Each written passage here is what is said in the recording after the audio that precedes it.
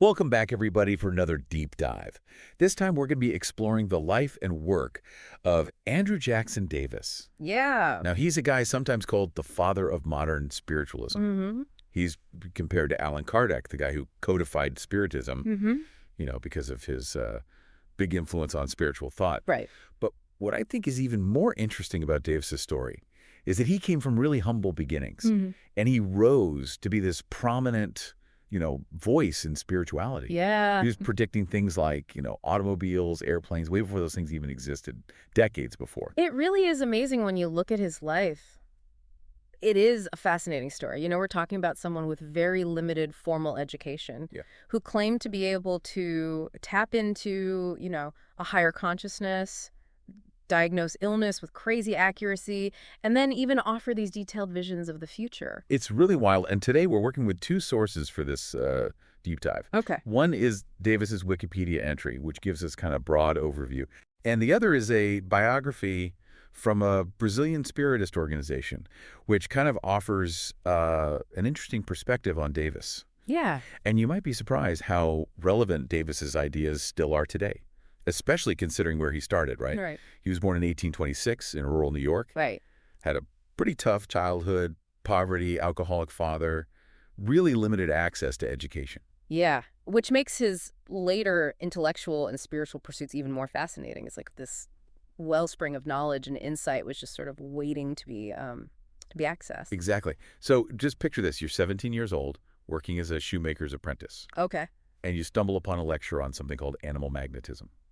Oh, wow. Sounds kind of like a carnival sideshow, right? It does. But for Davis, this lecture given by a guy named Dr. Grimes, this was a huge turning point. It introduced him to the whole concept of mesmerism, this idea that, a vital fluid could be used to influence healing and induce trance states. And mesmerism was pretty controversial back then. Oh, yeah. But it definitely gained some traction among those, curious about pushing the boundaries of human consciousness. For sure. And, this notion of a universal fluid connecting everything, I mean, it's still captivating even today. Totally.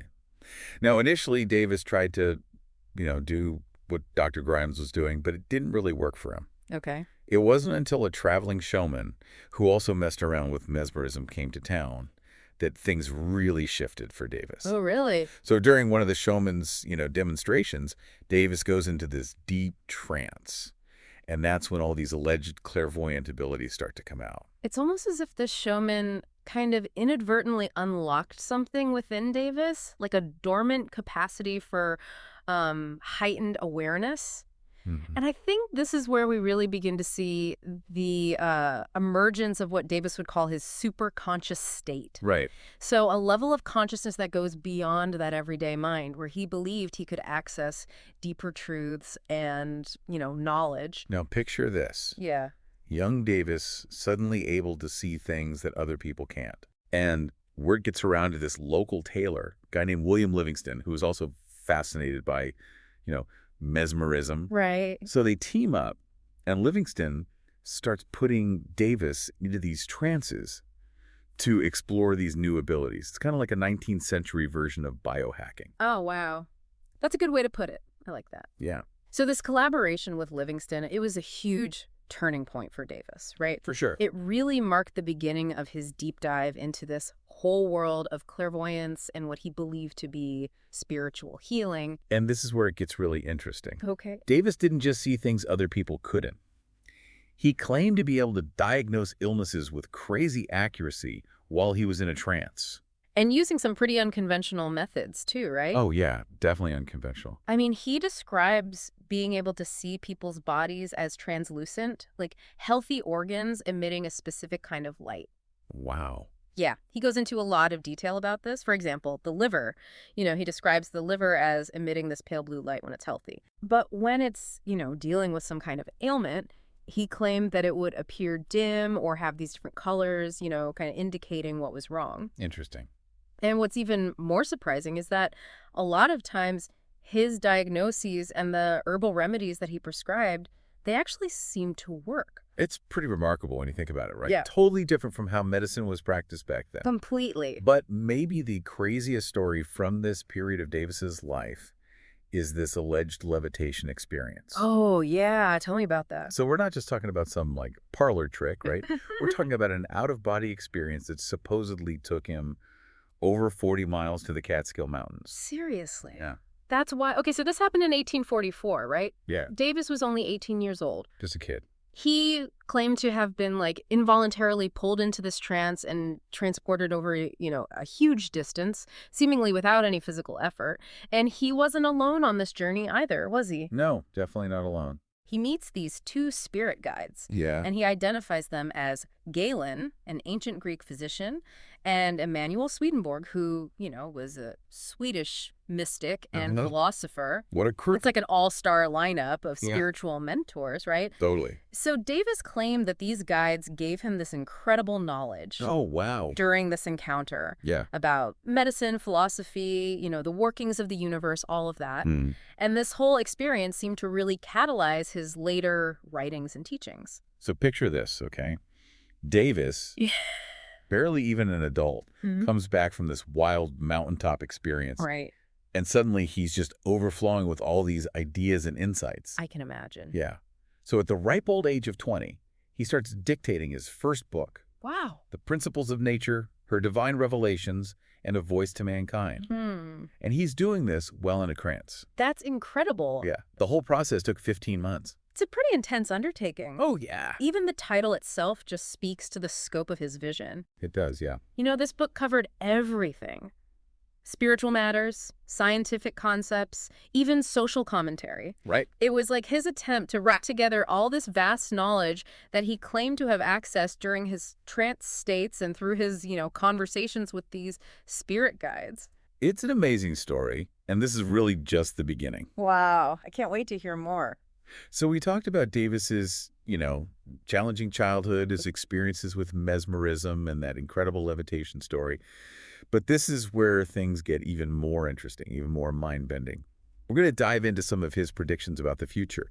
And remember, we're talking about the mid-1800s here. Yeah, a time when, horse-drawn carriages were still the main way to get around. It's crazy to think about how different the world was back then, Totally. And yet, here's Davis writing about things that sound straight out of science fiction. It really is wild. He describes automobiles in detail, talks about how they're going to be everywhere, their impact on society. He even talks about airplanes, envisioning this future where people are just flying through the sky in these, flying machines. Amazing. He even outlines, like, the principles of flight, the potential for global travel, even the social and economic changes that these inventions would bring. So it's not just, vague ideas. No, it's specific. He's really getting into the nitty-gritty. Yeah, and he's not done. Don't forget about typewriters. Oh, right. Decades before they were even invented, he's describing them Oh. as these machines that are going to revolutionize communication, change the way we work. It makes you wonder, where was he getting all this information? I know, right? Was it like genuine precognition? Was he actually seeing into the future? Or was it, like Davis claimed, this download of knowledge from some higher intelligence, maybe those spirit guides he met during his levitation experience? That's the big question, isn't it? I mean, making vague predictions, that's one thing. Right. But describing these complex technologies with such detail, that's a whole different level of strange. Absolutely. And there's another prediction that's really relevant to our conversation here. Okay. Back in 1847, Davis writes about how spirits are going to be able to communicate with humans more and more. Yeah. He basically predicted this huge surge in spiritual activity. Interesting. He even said, the veil between the physical world and the spirit world was getting thinner, making it easier for the living and the dead to interact. And this prediction lines up perfectly with, the rise of the spiritualist movement. Yeah, which was just getting started around that time. Right. And of course, we can't talk about the spiritualist movement without talking about the Fox sisters. Oh, yeah, the Hydesville rapping. That's right. It's kind of considered the event that launched modern spiritualism. Definitely. So picture this, right? March 31st, 1848, Okay. small town called Hydesville, New York. Okay. The Fox family is being, tormented by these weird knocking sounds in their house. Oh, wow. The two youngest daughters, Maggie and Kate, they start talking to whatever's making these sounds. And it becomes pretty clear that they're communicating with a spirit. And of course, word spreads. Oh, yeah. Like wildfire. It's a sensation. People are fascinated, skeptics, everyone. Yeah, I mean, the Fox sisters, with their, like, innocent connection to the spirit world, Yeah, it captured the public imagination. totally. And here's where it gets really spooky. Okay. Same day, March 31st, 1848. Okay. Davis writes this chilling entry in his notebook. What does it say? He describes a voice telling him, "Brother, a good work has begun. Behold, a living demonstration is born." Wow, chills. It's like he knew it was happening. Yeah, it gives you goosebumps, doesn't it? This completely unrelated event happening miles away. Mm.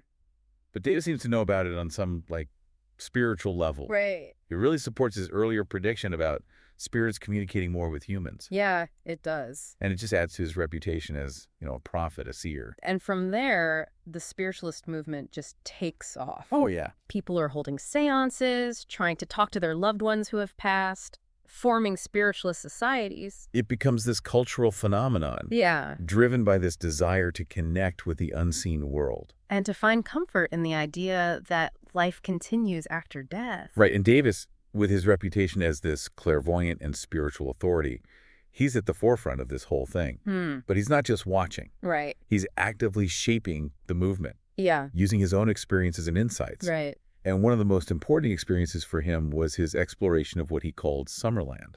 Oh, yes. Tell me about Summerland. So this was a spiritual realm he said he visited during his trances. And he saw how deceased children were being educated and cared for in this realm. So he's describing Summerland as this, like, spiritual utopia. Yeah, exactly. A place of peace, learning, and growth, where souls can evolve after they die. It's a really comforting idea, isn't it? Oh, absolutely. Yeah. And Davis didn't just keep this to himself. He was inspired by what he saw and took action. In what way? In 1863, he founded the first spiritualist lyceum in New York City. Really? Wow. Yeah, and it was all about spiritual education. And based on his vision of Summerland. That's amazing. Yeah, as a place where people could explore their spirituality, connect with others, and learn about life after death, the interconnectedness of everything. So he's taking these really profound, mystical experiences. Yeah. And he's turning them into real-world initiatives. So Creating spaces where these ideas can be shared. it's like he wanted to make these spiritual insights accessible to everyone. Exactly. He wasn't just a clairvoyant, he was a healer, Right. an author, spiritual educator. He wore a lot of hats. He did. And of course, he had his critics. Oh, for sure. People accuse him of being a fake, making it all up for fame or money. That comes with the territory, right? Yeah, challenging conventional wisdom. Pushing the boundaries of what's possible. Exactly. But despite all that, Davis stuck to his belief. Yeah. Continued his work, helping others with his spiritual practice. Until his death in 1910. At the age of 84. It's a pretty remarkable life. It is. And his legacy still inspires today. It does. His entire library. It's now at the Edgar Cayce Library. Oh, wow. Another big name in American spiritualism. It's a fitting tribute to a man who dedicated his life to exploring these big questions. Absolutely. The nature of reality. Consciousness, the potential for human transformation. It really makes you think. If he was right about all these things, automobiles, airplanes, spiritualism, what else did he see? What else might his writings tell us about the future of spirituality or even humanity as a whole? So, we've really gone deep on Andrew Jackson Davis in this deep dive. Yeah. From his really difficult childhood to these incredible claims of clairvoyance and levitation, communicating with spirit guides. It's a lot to process. It is. Mm-hmm. We've talked about his predictions about future technology and his role in the spiritualist movement, but I'm curious, thinking about his lasting impact, what do you think? What stands out? Well, I mean, you can't deny that he was a key figure in the development of spiritualism, especially in America. Right. He really brought this idea of spirit communication to the forefront, and his writings explore so many of the core concepts that are still central to spiritualist thought today. So it's not just about historical curiosity. Right. These ideas about personal growth and spiritual evolution, our connection to this larger cosmic reality, it's still really relevant today. Oh, for sure. I mean, take Summerland, for example. Yeah. That concept resonates with a lot of people's beliefs about the afterlife, even if they wouldn't call themselves spiritualists. It's a powerful idea. It is. This idea that we continue to learn and grow after we die. It speaks to something deep within us, doesn't it? That desire for meaning and purpose beyond our physical lives. Definitely. And what about those predictions? The things he got right? If he was accurate about automobiles and airplanes, typewriters, what else might he have seen? What do his writings tell us about, like, the future of humanity, maybe advancements in consciousness? Well, that's what keeps a lot of people coming back to Davis, right? Yeah, He didn't see himself as just a passive observer of the future. right. He believed we had an active role in shaping our own destiny, both individually and as a society. He saw incredible potential for spiritual growth and societal evolution, but he also warned about, the downsides. The pitfalls. Yeah, things like materialism, greed, the misuse of technology. And it's kind of striking how those warnings from over a century ago are still so relevant today. Total. They're dealing with these rapid technological changes and trying to find meaning in this increasingly complex world. Exactly. He really emphasized personal spiritual awareness, Yeah. connecting with our inner wisdom, striving for a more just and compassionate world. He believed that real progress isn't just about material advancements. It's about something more. Yeah, moral and spiritual evolution. It's like he was saying, hey, let's think about the consequences of our choices. Use this knowledge and power responsibly. Exactly. And this is where I think the comparison to Allan Kardec is really interesting. Right. Davis wasn't a spiritist in the strict sense, Mm-hmm. but his work touches on a lot of the same themes that Kardec later codified in the Spiritist doctrine. And it's interesting, we mentioned we're using a biography from a Brazilian Spiritist organization as one of our sources. Yeah. It shows how far Davis's influence reached. His ideas crossed continents, and they continue to inspire people around the world today. And the fact that his library is now part of the Edgar Cayce Library Right. really cements his place in the history of American spiritualism. So after this deep dive into Andrew Jackson Davis, I got to say, I'm left feeling a sense of wonder Me too. and a renewed curiosity about, what the human mind is capable of. He really pushed the boundaries, didn't he? Oh, absolutely.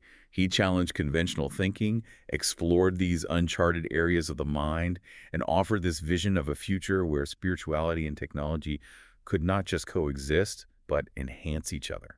It's inspiring, and I encourage everyone listening to check out his work for themselves. Yes. You might be surprised by what you discover, the depth of his insights, the beauty of his vision. And it might even lead you to reconsider your own beliefs about life and death and, the nature of reality. It's a journey worth taking. And who knows, maybe like Davis, you'll find yourself inspired to contribute to a more enlightened and compassionate world. So until next time, keep exploring, keep asking questions, and keep that spiritual curiosity alive.